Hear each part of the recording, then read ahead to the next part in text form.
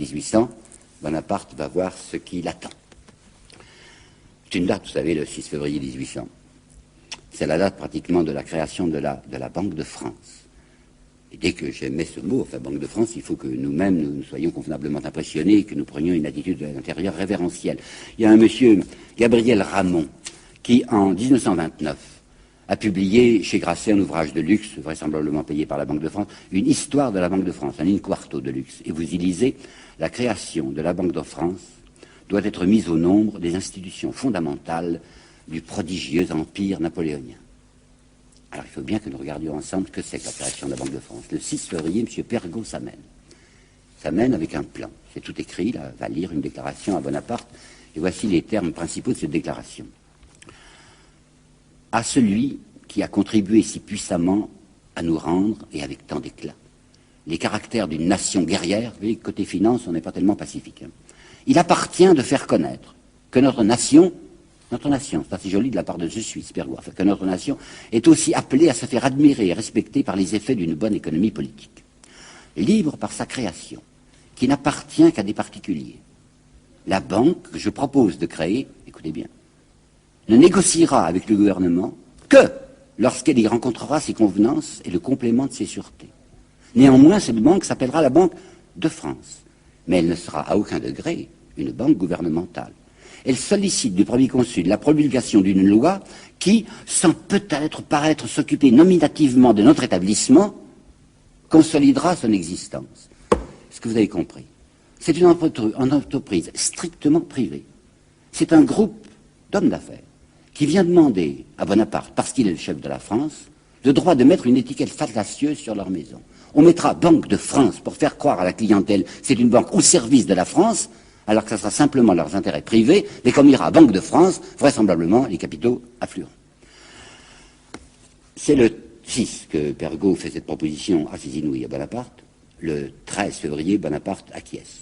Et même, il fait savoir à Pergaud qu'ils n'ont rien à craindre parce que Pergaud a toujours peur que le gouvernement s'immisce dans cette banque de France. Toute intervention du gouvernement dans l'administration de la banque pourrait devenir pour elle une cause de discrédit, a dit très gentiment Pergaud. Vous voyez la manœuvre, hein. On déclare toujours que l'étatisme est épouvantable et il faut à aucun degré que la banque paraisse une banque d'État. Seulement, en même temps, on s'adresse en douce et discrètement à l'État pour lui demander non seulement sa garantie, mais même son argent, comme vous allez voir. Le 25 février, c'est Bonaparte qui écrit une lettre extrêmement gentille à Lecouteux. Lecouteux, lui, au moins, c'est un Français, qui était du conseil d'administration de la banque, enfin de l'établissement qui allait se constituer sous le titre trompeur de Banque de France. Et il écrit dans cette lettre du 25 février, « Votre établissement ne saurait douter de la bienveillance du gouvernement. » Il va prouver la bienveillance du gouvernement. 1. À l'égard de cette banque, établissement privé, il va faire ceci. Il va charger cette banque privée de payer les dettes de l'État et les pensions, les rentes et les pensions. Un versement d'État. Ça sera fait, pas gratuitement, vous pensez bien, elle prendra sa commission, mais ce sera cette Banque de France, c'est là où on ira payer, enfin retirer ces coupons de rente. Bon, 1. Deuxièmement, Bonaparte a établi pour le système des impôts quelque chose d'assez particulier que les livres disent peu, et que je tiens à vous dire avec précision. Il a créé des receveurs généraux qui sont en somme des gens qui prennent la suite des fermiers généraux de l'Ancien Régime. Ces receveurs généraux sont des gens qui vont collecter les impôts et qui, pour s'y retrouver, auront le droit de conserver par devers eux, pendant un certain délai, les capitaux qu'ils auront fait rentrer comme ça en faisant payer les gens. Ils vont avoir à leur disposition cet argent pendant 6 mois, 8 mois, 1 an, de quoi le faire fructifier. Mais comme, bien entendu, ces receveurs généraux doivent donner des garanties à l'État, ils donnent un cautionnement. Avant de faire les perceptions d'impôts, ils versent à l'État des cautionnements considérables, qui se montent à des quantités de millions. Eh bien, Bonaparte accepte de confier à la Banque de France la plupart des cautionnements des receveurs généraux. C'est-à-dire que l'argent de l'État, l'argent versé par les receveurs généraux à l'État, cet argent, Bonaparte le remet pour le faire fructifier personnellement à la Banque de France. Et troisièmement, en 1803, nous ne sommes qu'en 1800, mais je tenais à vous le dire maintenant, en 1803, Bonaparte acceptera que cette banque soit privilégiée au point qu'elle sera seule habilitée à faire du papier-monnaie. Et qu'il y aura garantie de l'État.